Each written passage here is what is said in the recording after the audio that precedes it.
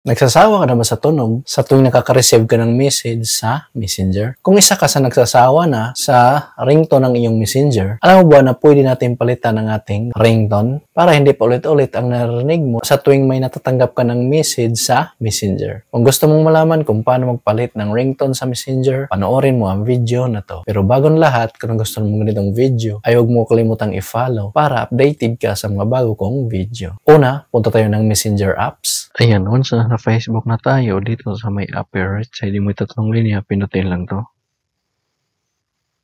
Then, pinutin itong gear icon or settings. Then, scroll up.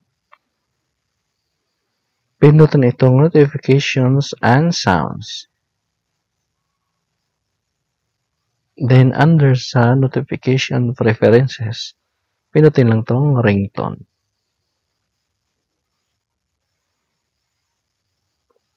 Then, pinutin lang tong sound.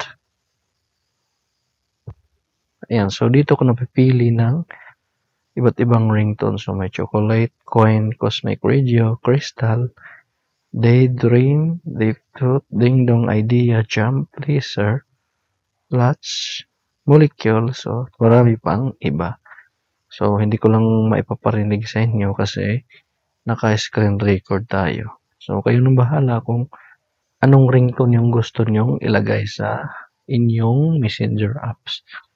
So, ganun lang kadali para magpalit ng ringtone sa Messenger. Kung nagustuhan mo ang video na to, huwag kalimutang mag-like, subscribe, at hit notification bell para updated ka sa mga bago kong video.